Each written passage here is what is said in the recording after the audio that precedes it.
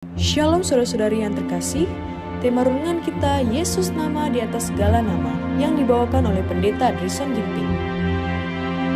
Shalom saudaraku terkasih, dimanapun kita berada, kita bersuka cita kembali oleh karena kita dapat bersama-sama mendengarkan pekabaran melalui renungan ini Sabtu 22 Juni 2024 dengan judul Pemimpin Ilahi. Ayatnya di dalam Yesaya 30 ayat 21. Dan telingamu akan mendengar perkataan ini dari belakangmu. Inilah jalan, berjalanlah mengikutinya. Mereka yang berusaha memajukan pekerjaan dengan kekuatan mereka sendiri pasti akan gagal. Pendidikan belaka tidak akan melayakkan seseorang untuk mendapat tempat dan dalam pekerjaan Tuhan. Bukan itu yang akan memungkinkan dia untuk memperoleh pengetahuan akan Allah. Dengarkan apa yang dikatakan Paulus tentang hal ini. Sebab Kristus mengutus aku bukan untuk membaptis, tetapi untuk memberitakan Injil. Dan itu pun bukan dengan hikmat perkataan, supaya salib Kristus jangan menjadi sia-sia. Sebab pemberitaan tentang salib memang adalah kebodohan bagi mereka yang akan binasa, tetapi bagi kita yang diselamatkan, pemberitaan itu adalah kekuatan Allah. Karena ada tertulis, aku akan membinasakan hikmat orang-orang berhikmat, dan kearifan orang-orang bijak akan kulenyapkan. Oleh karena dunia dalam hikmat Allah tidak mengenal Allah oleh hikmatnya, maka Allah berkenan menyelamatkan mereka yang percaya oleh kebodohan pemberitaan Injil. Melalui zaman kegelapan yang berkelanjutan, di tengah-tengah kekafiran, Allah mengizinkan manusia untuk mencoba menemukan Allah dengan hikmat mereka sendiri, bukan untuk menunjukkan ketidakmampuan mereka demi kepuasannya, tetapi agar manusia sendiri dapat melihat bahwa mereka tidak dapat memperoleh pengetahuan tentang Allah dan tentang Yesus Kristus anaknya, kecuali melalui pewahyuan firman-Nya oleh Roh Kudus. Ketika Kristus datang ke dunia, percobaan telah sepenuhnya dilakukan dan hasilnya membuktikan bahwa dunia dengan hikmat-Nya tidak mengenal Allah. Bahkan di dalam gereja, Tuhan telah mengizinkan orang-orang untuk menguji hikmat mereka sendiri dalam hal ini. Tetapi ketika sebuah krisis terjadi karena kesalahan manusia, Tuhan telah bangkit dengan kuat kuasa-Nya untuk membela umat-Nya. Ketika gereja telah direndahkan, ketika pencobaan dan penindasan telah menimpa umat-Nya, Dia semakin meninggikan mereka dengan tanda kelepasan. Ketika para guru tidak setia datang di antara manusia, kelemahan mengikuti dan iman dari para umat Tuhan tampaknya menyusut, namun Tuhan bangkit dan menolong umat-Nya. Ada saat-saat ketika kemurtatan datang, ketika kesalehan ditinggalkan dari hati oleh mereka yang seharusnya mengikuti langkah pemimpin ilahi mereka. Ada berhala di dalam dan di luar, tetapi Tuhan mengirimkan penghibur sebagai penegur dosa, agar umat-Nya dapat diperingatkan tentang kemurtatan mereka dan ditegur karena kemurtatan mereka. Ketika pernyataan kasih-Nya yang sangat berharga itu diakui dan dihargai dengan rasa syukur, Tuhan akan menuangkan balsam penghiburan dan minyak sukacita. Renungkan lebih dalam. Hal baik apakah yang saya coba lakukan tanpa Yesus saat ini?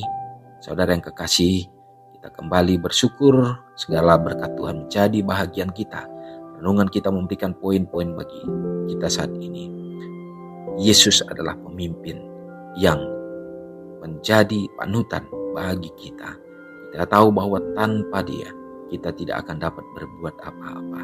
Tanpa berserah kepada Tuhan, mengikuti akan kehendak dan perintah-perintah-Nya, maka semua dalam kehidupan kita hanya akan menjadi kesia-siaan belaka yang akan menuju kepada kebinasaan.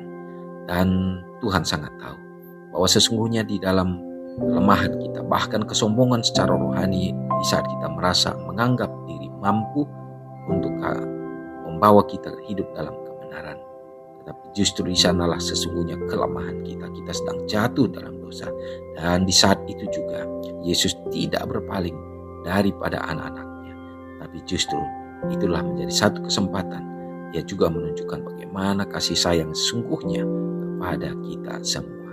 Itulah yang Yesus kita buat sebagai pemimpin yang patut untuk kita ikuti.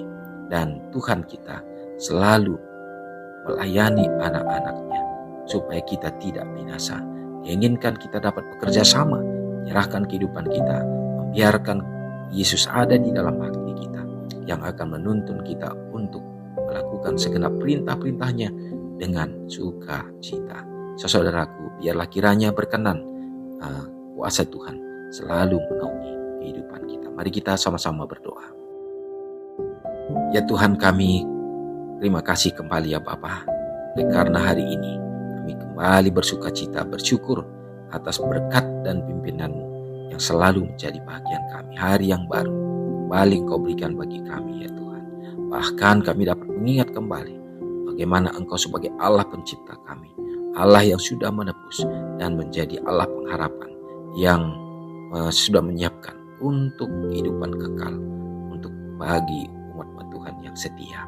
Hari ini ya Bapa, kami berdoa biarlah Tuhan akan memberkati melalui pekabaran yang kami dapatkan, kami terima sepenuhnya, supaya kami selalu bergantung kepada Tuhan, mengikuti akan apa yang Engkau firmankan ya Bapa. Demikian juga berdoa tentunya bagi semua anak-anak. Biarlah Tuhan yang akan menuntun kami semua supaya tetap berjalan dalam melakukan apa yang Tuhan kehendaki. Umat-umat Tuhan yang lemah iman, Tuhan teguhkan ya Bapa. Demikian juga para janda-janda dan anak-anak yatim piatu, Tuhan akan meliharakan hidup mereka. Berdoa bagi gereja Tuhan yang mengemban misi pelayanan untuk menyatakan, menyebarluaskan kabar keselamatan sehingga banyak jiwa-jiwa yang akan bersedia untuk menyambut Engkau. Bapa berdoa juga tentunya bagi orang-orang tua yang sudah lanjut usia. Tuhan dalam iman dan pengharapan mereka, biarlah Engkau tetap akan meneguhkan dan hadir. Dan biarlah juga melalui kesehatan yang Engkau berikan, mereka juga tetap setia untuk melayani Tuhan. Berdoa juga ya Bapa untuk umat-umat Tuhan di mana menghadapi akan tantangan di akhir zaman ini. Tuhan juga memberkati bahkan orang-orang muda kami. Begitu besar tantangan bagi mereka Bapa terhadap satu kekuatan, yaitu yang diperhadapkan kepada anak-anak Tuhan, kesenangan-kesenangan, kecintaan akan perkara-perkara dunia. Ya Bapa, biarlah kiranya Tuhan yang akan teguhkan kami semua, dan kami serahkan hidup kami ke dalam tangan Tuhan sepanjang hari ini. Biarlah berkat-Mu yang akan menjadi bagian kami. Ampuni kami Bapa dari dosa pelanggaran kami, karena doa ini hamba serahkan hanya dalam nama Yesus yang sudah menjadi juru selamat kami. Amin. Shalom saudaraku, selamat pagi, Tuhan Yesus memberkati. Ingatlah Matius 5 ayat 13-16. Biarlah kamu menjadi garam yang mengasinkan dan terang yang menyinari kehidupan orang lain. Jangan lupa subscribe, like, dan share ke seluruh dunia.